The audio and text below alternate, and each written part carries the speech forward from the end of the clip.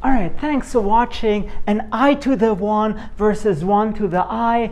Is there a difference between them? Can we compare them? Watch this video and find out. Well, first of all, both of those are complex numbers, so it's pretty hard to compare them, so that's out of the question. But it turns out there's one fundamental difference. Namely, if you raise this complex number to this real power, you always get I. And that's without a question. So all the complex number people can agree on this. This one is slightly trickier. Because look, 1 to the I, well, on the one hand, it could equal to 1. Okay? On the other hand, remember 1 is e of 2 pi I. So if you raise it to the ith power, this becomes e to the 2 pi I times I, which is e to the minus 2 pi. But this is also e to the 4 pi I to the ith power, and that is e to the minus 4 pi. Or even worse, it could be e to the 2 pi m I to the ith power, and it's e to the minus 2 pi m. So this thing, when you raise a real number to a complex power, it could have multiple solutions. And in fact, this is what's called a multi-value root or a multi-valued power, because this thing has, as I said, infinitely many values. It's just e to the minus 2 pi m, where m is an integer.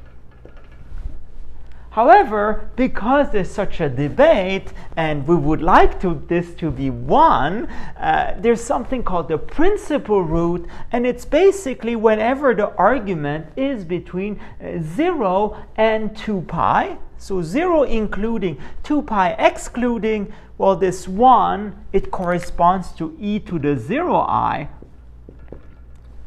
and then e to the 0i, because the 0 is between 0 and 2 pi, we choose this one to be the principal root. For this thing, there's no problem at all, because I, you might object, well, isn't I e to the, let's say, 5 pi I? 5 pi over 2i. Well, if you raise it to the first power, it still becomes e to the 5 pi over 2i, which is still I. So even though I might have different expressions, in the end, we do get the same answer no matter what we pick. But for this one, we need to pick the principal one in order to get exactly one answer. And again, there are other fun videos like that, ln of I, I to the I, etc., where we get many interesting results. Alright, I hope you like this. If you want to see more math, please make sure to subscribe to my channel. Thank you very much. Pi to the e or e to the pi, which one is bigger and why? Consider x to the 1 over x, mad respects. This has a maximum at e, I can guarantee. And therefore e to the 1 over e is bigger than pi to the 1 over pi. Superfly. So raising this to the pi-th power after a long shower, we get that e to the pi is bigger than pi to the e. QED. Matematika adalah pelajaran yang sangat rumit, bikin kepala cenat-cenut. Yap, menghitung bilangan yang banyak dengan rumus yang sulit membuat banyak orang menyerah mengerjakan PR atau soal matematika. Bagi yang tidak terbiasa, menghitung matematika sederhana saja terkadang butuh lama. Namun jangan khawatir, berikut ini kami sajikan beberapa trik khusus berhitung lebih mudah dan cepat yang tidak pernah diberikan di sekolah. Mau tahu triknya? Simak satu tuntas ya. Halo Science Lover, di video selanjutnya Science Lovers. Lonceng notifikasimu untuk mendapatkan video-video edukasi dan ilmu pengetahuan populer menarik sehari-hari.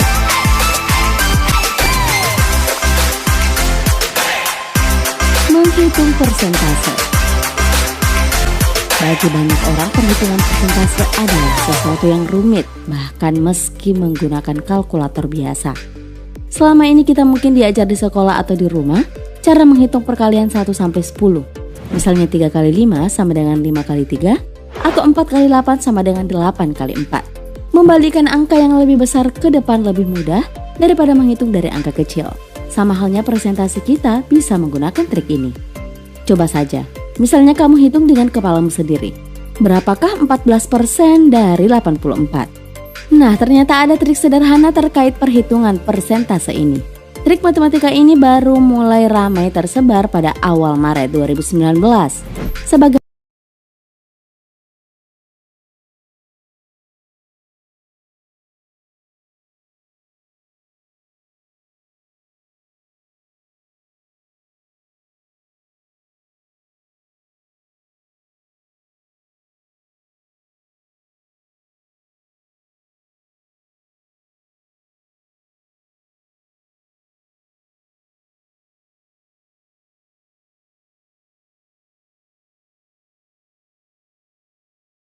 hal ini bermula dari jagoan matematika Ben Stevens mencuit trik ini di akun Twitternya. X% dari Y sama dengan Y% dari X. Jadi misalnya jika Anda perlu menghitung 4% dari 75 di kepala Anda, cukup balikan dan lakukan 75% dari 4. Hasilnya 3. Lebih mudah kan? Nah, trik ini bisa kamu gunakan dalam mengukur presentasi teman yang suka tidur di kelas selama pelajaran matematika. Misalnya 7 yang suka tidur dari 30 murid. Nah, kira-kira berapa persentasenya tuh?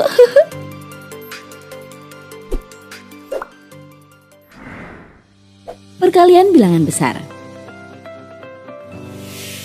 Nah, balik lagi soal perkalian. Jika biasanya kita mendapati perkalian kecil, maka saat mendapatkan bilangan besar, rasanya sangat sulit ya kan? Berikut ini adalah cara biasanya menghitung bilangan besar yang pernah diajarkan.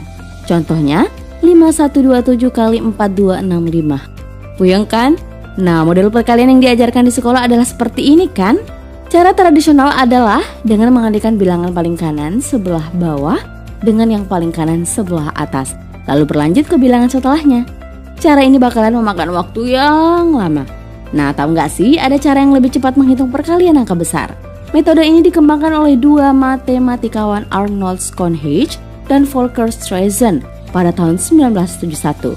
Menurut pakar matematika University of New South Wales, Profesor David Harvey, cara ini dengan memakai operasi n pangkat log dalam kurung n dengan algoritma seperti ini. Memang sih algoritma ini masih bikin puyeng bagi kita-kita. Lagian juga metode ini tidak bakalan berguna pas kamu ke warung tetangga buat jajan. Tapi sense lovers, penelitian ini justru memberikan manfaat luar biasa bagi para peneliti nih. Dengan bantuan algoritma Schonhage-Streisand, para peneliti dapat menghitung dengan lebih cepat dan mudah. Nah, hasil temuan mereka bisa membantu komputer dalam mengalihkan bilangan-bilangan besar dengan lebih cepat dan efisien, yaitu hanya memerlukan waktu 30 detik saja. Ini adalah algoritma perkalian tercepat yang pernah ada. Kamu sudah tahu kan kalau sistem komputer sangat dipengaruhi oleh algoritma matematika? Bagaimana ia dapat beroperasi dengan cepat? Mungkin untuk manusia melakukan perkalian dasar seperti itu hanya butuh waktu sekejap saja. Tapi jika komputer menggunakan metode perkalian dasar, akan butuh waktu lama. Apalagi jika bilangan dengan miliaran digit, komputer akan membutuhkan waktu berbulan-bulan. Nah, itu tadi trik matematika yang tidak diajarkan di sekolah. Menurutmu, apa hal yang membuat matematika itu menarik dan rumit? Berikan komentarmu di bawah ya. Dan jangan lupa like dan share video ini ke teman-teman kamu. Sampai jumpa.